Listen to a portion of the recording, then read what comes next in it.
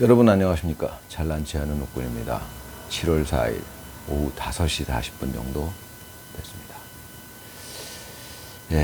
오늘은 또 어떤 말씀을, 옛날 표현으로 어떤 썰을 좀 풀어볼까요? 제 영상의 제목이 현재 옥군의 세상 사는 이야기입니다. 주로 정치 이야기를 하게 되는데, 세상 살다 보면은 정치랑 관련 없는 일이 거의 없더라고요. 근데 그래도 이제 다른 정치 이야기하는 채널하고는 좀 결이 다르죠.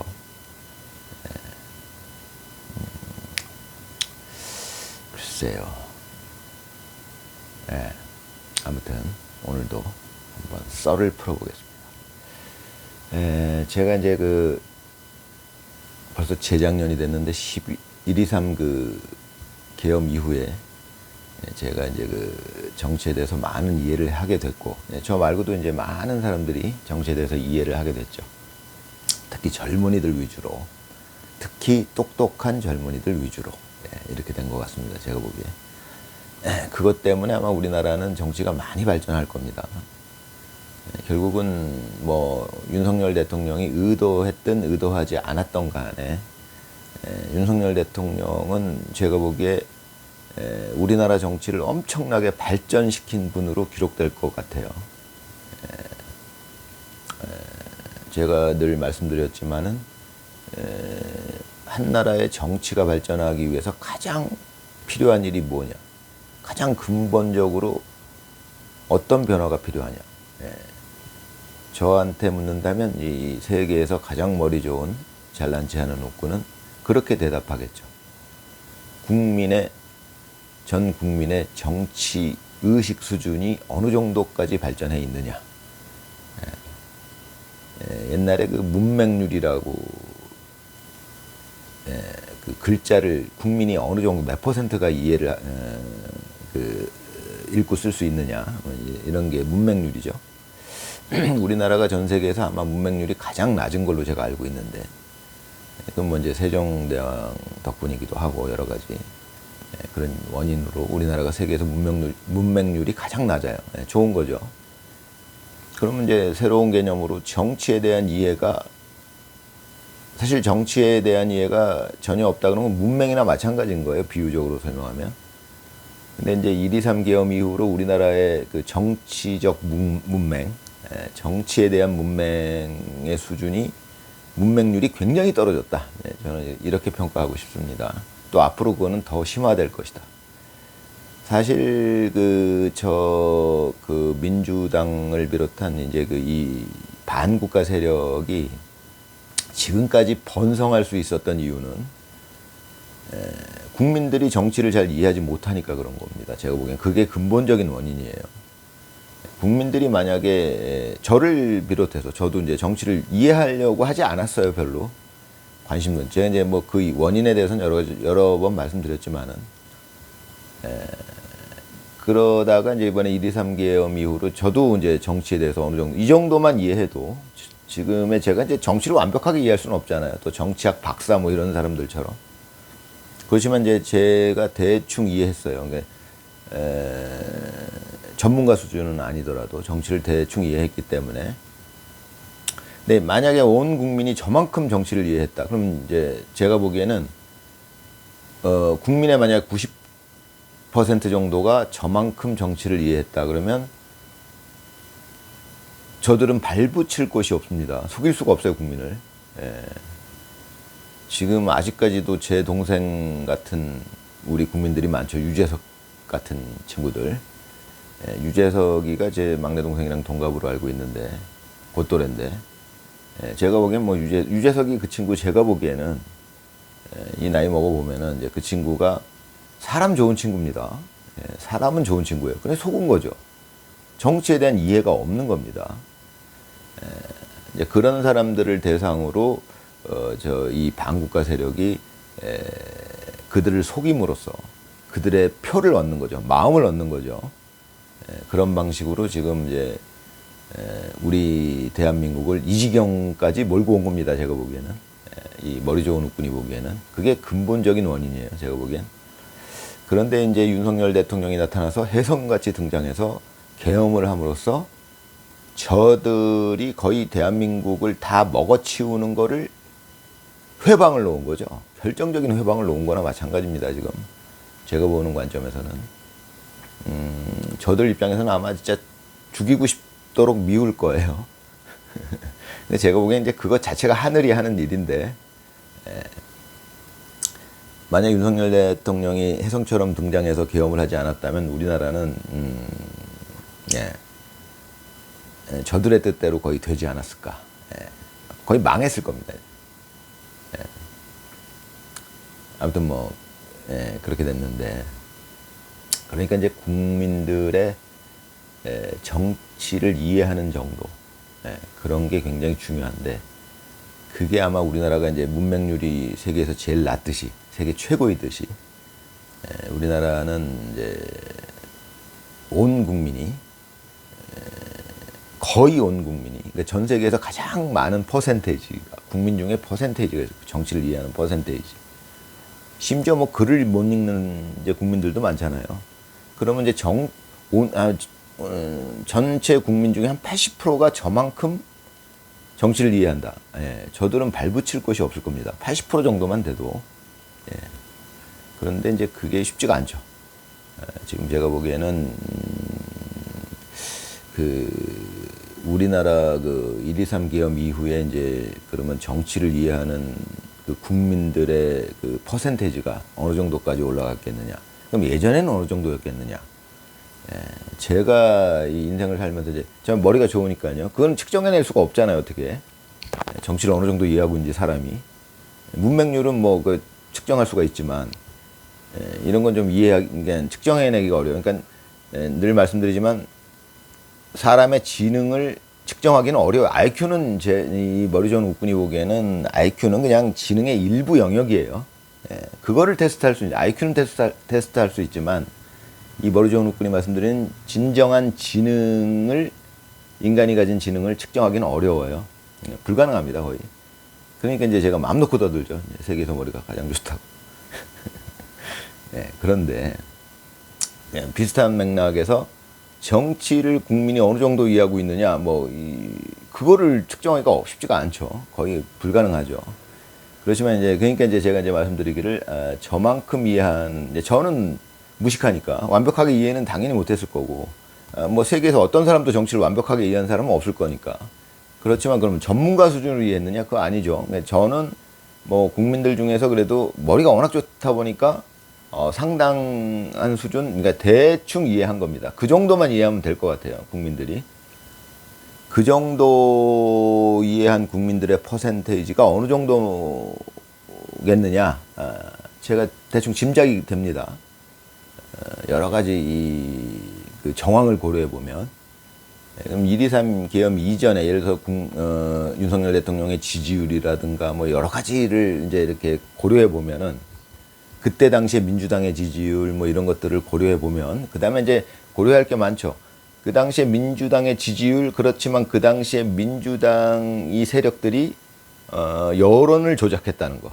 여론 조사도 조작하니까요, 이 사람들은. 당연하죠. 아니, 선거를 조작할 정도면 여론 조사를 조작하는 건 너무나 당연한 거니까요. 그럼 이제 이 머리 좋은 웃구는 대충 그들이 몇 퍼센트 정도 여론을 조작했는지조차 대충 감이 잡힙니다. 이렇게 정확한 건 아니지만 느낌적으로 어느 정도겠다, 이게 있습니다. 그럼 이제 그런 것 저런 걸 다 고려해서 보면은 우리나라의 그 1.23 계엄 이전에 우리 국민들의 정치에 대한 이해가, 저만큼 이해한 사람들의 그 퍼센테이지가 몇 퍼센트겠느냐. 80%면은 저들은 발붙일 것이 없어요. 그런데 제가 보기에는 지금 와서 생각해보면 그 이전에는 한 20% 정도, 30%, 한 30% 정도? 한 30% 정도가 저만큼 이해하고 있었던 것 같습니다. 30% 남짓. 그러니까 그 와중에도 윤석열 대통령이 당선이 됐겠죠. 그러니까 그런 것들을 고려해보면 30% 이상 되는 국민들이 정치를 지금의 저만큼 이해하고 있었던 것 같습니다. 그러니까 속지 않고, 저들의 공작에도 속지 않고, 한 30% 정도라고 봐야 되겠네요. 어떤 분들은 이해하지 못하면서도 무작정 윤석열을 지지했던 분도 계실 테니까요. 그런 것 저런 걸 다 고려해 봤을 적에 여러 가지를 고려해 봤을 적에 한 30% 남짓 정도가 저만큼 정치를 이해하고 있지 않았을까, 이제 이런 생각이 드는데, 그럼 지금은 어떻게, 1.23 이후에는 어떻게 됐겠느냐 이거죠. 제가 보기에는 지금은 50% 정도가 되지 않을까 싶습니다. 많이 알게 된 거죠. 근데 뭐 짐작일 뿐이니까 뭐 측정할 방법이 없죠. 이 머리좋은 웃군의 짐작일 뿐입니다. 그런데 이제 그렇게 만약에 그렇다면, 제 짐작이 맞다면, 가정을 한다, 맞다고 가정을 한다면 약 50%가 이해를 한 상태다. 그러면 제가 아까 말씀드렸지만 80% 정도 이해하면 저들은 발붙일 곳이 없어요. 아무리 뭐 조작이고 나발이고 통하지가 않습니다. 근데 아직도 지금 50%밖에 안 된다는 것은, 저들이 아직까지 저렇게 힘을 발휘하고 있는 근거가 되는 거죠. 그러니까 제가 늘 말씀드리는 유재석을 비롯한 그 유명한 연예인들, 뭐 예를 들어서 뭐 제가 유재석이만 언급을 하지만 뭐 아이윤이 뭐 정우성이니 뭐 많더라고요. 제가 보기엔 철 모르는, 정치를 전혀 이해 못하는 친구들이에요. 그러니까 사실 모르면 가만히 있어야 되는데 뭐 여러 가지 이유에 의해서 이 자들이 좀 떠들었죠.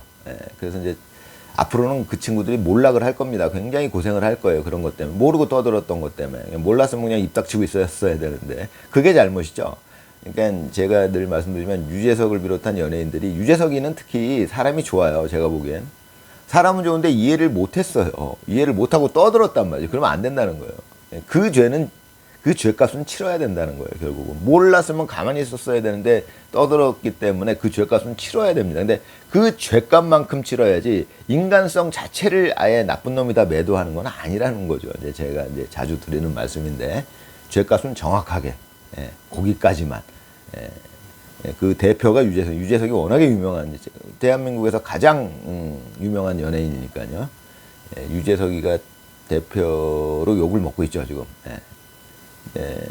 지금 이제 제가 말씀드린 대로 만약 우리 국민이 50% 정도가 이해했을 때 그 현상이 나타나기 시작했으니까. 근데 이 비중은 아까 말씀드리지만 이제 정치를 이해한 국민들의 그 퍼센테이지는 자꾸 높아질 거예요. 지금 현재 50% 정도로 보인다, 제가 이렇게 말씀드리는 거고. 그것도 뭐 아무리 제가 머리가 좋아도 그거를 정확하게 맞출 수가 없는 거니까 대략 어림짐작입니다. 그렇게 가정한다면 이게 80% 정도까지만 올라가면 이제 완전히 우리나라는 세계 최고로 발전된 정치 문화를 가진 나라가 될 것이다. 80%까지만 가도. 근데 뭐 더 이상 갈 수도 있죠. 90% 막, 우리나라 또 국민들이 워낙 대단하니까 가능할 수도 있어요. 그렇게 된다면은 이제 그 우리나라 정치는 뭐 세계에서 가장 앞선 나라가 되겠죠. 그렇게 이제 저는 생각하고요. 얘기가 이제 그쪽으로 흘렀는데, 제가 오늘 사실 뭐 좀 드리고 싶은 말씀이 있었는데, 시간이 너무 지나버렸네요. 앞에 서론이 길어지다 보니. 그 얘기를 아예 꺼내면 너무 길어질 것 같고. 그럼 뭐 이제 대충 제가 또 이렇게 끝내긴 또 아쉬우니까 뭐 이렇게 생각나는 대로 말씀을 드려보겠습니다. 그러니까 이제 제가 말씀드린 게 그런 건데, 저는 그런 정치에 대한 이해를 사실은 또 우연도 겹쳤어요. 제가 이런 지금 상황을 이해하게 되는 데는, 물론 이제 윤석열 대통령의 1.23 계엄이 큰 계기가 됐지만, 또 제가 영상에서 자주 말씀드린, 제가 이렇게 정치를 이해하는데 어떤 이유가 됐던 여러 가지 부분들이 있는데, 그 중에 하나는 이제 전에도 말씀드렸던 유튜브의 발전. 그러니까 결국은 인류 문명이 발전함에 따라, 쉽게 얘기해서 이런 거죠. 저같이 책 보기 싫어하는 사람 많잖아요. 책을 싫어합니다. 저는 책을 잘 안 봐요. 무식하죠. 그러니까. 그런데 유튜브는, 그러니까 책이라는 게 갖는 정보 전달 수준으로, 수단으로서 갖는 그런 의미가 있잖아요. 책이라는 게. 그런데 그 정보의 전달이라는 수단으로서의 그 의미에서는 유튜브가 훨씬 책보다 효율적입니다. 그러니까 정치를 이해하기 위해서는 예전엔 책을 무조건 많이 봤어야 돼요. 그렇지 않으면 정치를 이해할 수가 없잖아요. 물론 현실도 많이 알아야 돼요. 근데 현실을 뭐 알려면은 그것이 뭐 거의 책이죠, 뭐, 그때는. 지금은 그렇지 않습니다. 그걸 대신하는 게 유튜브예요. 유튜브 영상이에요. 그러다 보니 책보다 훨씬 효율적인 그 수단이 나왔기 때문에 저같이 게으른 사람들은 책 보기 싫어하더라도 유튜브를 보면은 유튜브 10분짜리 하나 보면 거의 책 한 권 본 효과가 있다는 거예요. 예. 그러다 보니 이제 저같이 이 게으른 놈도, 무식한 놈도, 정치를 이해할 수 있는, 그런 길이 열렸던 거죠. 그러니까 여러 가지 요소가 있었는데 제가 정치를 이해하게 되는데, 윤석열 대통령의 계엄, 그 다음에 유튜브의 발전, 그 다음에 저는 우연찮게, 한 이제 10년 전, 벌써 10년 전, 9년 전인가요? 근데 그때쯤 미국 선거에 관심을 가지면서, 그것도 그렇게 미국 선거에 관심을 가지면서 미국 선거가 어떤 양상이었는지 파악할 수 있었던 원인이 유튜브였어요. 유튜브가 없었다면 제가 미국 선거에 관심을 가질 수도 없었고, 어떻게 알게 될 수도 없었어요. 근데 유튜브가 있었기 때문에. 유튜브라는 건 늘 말씀드리지만 인류가 자꾸 발전해오는 과정입니다. 그게 이제 쭉 짧게 맥락만 말씀드리자면은 처음에 라디오가 생겨났고, 인류 역사상 뭐 라디오가 생긴 게 뭐 500년이 된 것도 아니고 200년밖에 안 됐는데, 그 무렵에 라디오가 생겼고, 라디오가 흑백 TV로 발전했고, 그것도 무성이었다가 화면만 나오다가 나중에 거기에 이제 음성까지 합쳐진 흑백 TV로 발전했다가, 그게 나중에 칼라 TV로 발전했다가, 그게 나중에 유선 방송이네 뭐 이렇게 해갖고 굉장히 채널이 많은 그런 방송 체계로 발전했다가 이제 유튜브로 넘어가고 있는 중이죠. 넘어갔죠, 거의. 완전히 넘어가진 않았지만. 그럼 다음에 또 뭐가 있겠죠. 더 발전된 형태가. 우리가 예측하기는 쉽지 않겠지만. 아무튼 그런 과정 중에서 발전하다 보니까 유튜브라는 시대까지 왔기 때문에 제가 미국 선거에도 이해가 생겼고. 근데 그 우연찮게 미국 선거에서 9년 전에 그 부정선거가 일어나는 것을 제가 봤고, 그때는 우리나라에서 부정선거가 있다는 생각을 못했어요. 미국이 왜 이렇지? 이거 후진국인가? 이런 생각을 했었어요. 제가 9년 전에. 우연찮게 그걸 워낙에 트럼프라는 사람이 유명했기 때문에 제가 몇 번 말씀드린 적이 있는데, 그때 당시에 우리나라 MBC나 뭐 KBS나 이 대표적인 공영방송에서 한다는 뉴스가 트럼프는 절대 당선이 안 된다. 저건 완전 미친 또라이기 때문에 안 된다. 저 매너도 없고 저거. 쟤는 안 된다. 저는 무조건 믿었습니다. 그때만 해도 9년 전에. 그랬는데 덜컥 트럼프가 되니까 이게 왜 그렇지? 그리고 알아보려고 하는데 예전 같았으면 못 알아봤을 텐데 유튜브가 있으니까 알아볼 수가 있었어요. 찾아봤죠, 제가 트럼프를.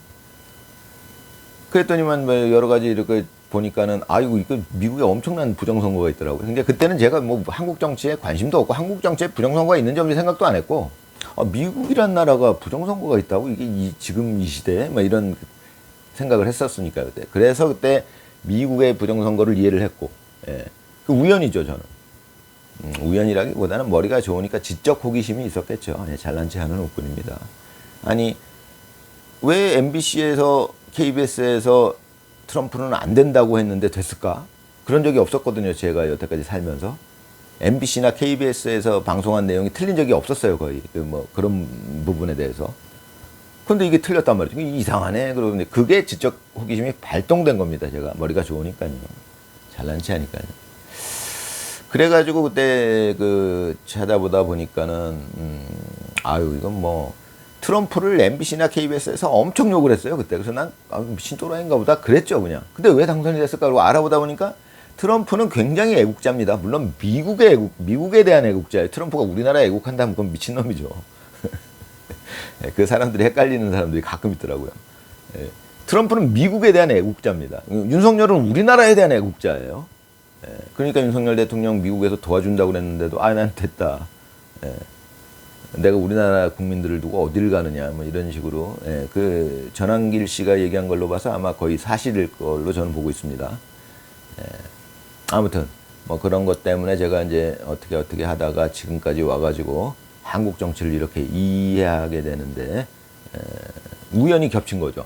제가 막 미국 정치에 관심을 가졌다가 그런 것들이 다 바탕이 됐기 때문에 지금 한국 정치를 이해한 거예요. 부정선거가 있다는 거를 그때 미국에 있다는 걸 저는 알았어요. 미국 일은 저한테는 객관적인 일이기 때문에 내 나라 일도 아니기 때문에 객관성, 이게 제가 감정이 치우칠 일이 없잖아요. 어느 쪽으로. 그러니까 전 트럼프 쪽으로 치우칠 일이 없었어요. 그때 바이든이든지 트럼프든지 아주 냉정하고 객관적인 시선으로 바라볼 수 있는 상태였다 이겁니다. 남의 나라 일이고. 우리나라 일은요, 감정이 섞여가지고, 지금 제 동생 같은 경우는 감정이 섞여갖고 판단력이 없어요, 얘가. 무조건 윤석열 부부는 나빠. 이렇게 이게 세뇌가 돼 있는 거니까. 그래서 어려운 겁니다. 머리가 나빠서 그걸 이해 못하는 게 아니고, 감정이 지배당했기 때문에 그런 겁니다. 그런데 이제 제가 그 당시에 미국에 트럼프하고 뭐 바이든 이런 거를 볼 때는, 뭐 그때 당시 힐러리 여사, 뭐 이런 여자, 지금 여사라고 부르기도 그런데, 그런 여자하고 이렇게 막 경선하고 그럴 때 저는 객관적일 수 있었죠. 냉정할 수 있었고 전혀 저랑은 상관없는 사람들이었으니까. 그랬기 때문에 그때 미국에 부정선거가 있다는 거를 너무 금방 알 수 있었죠. 저는. 얘기가 길어지니까 오늘은 여기까지 하겠습니다. 감사합니다.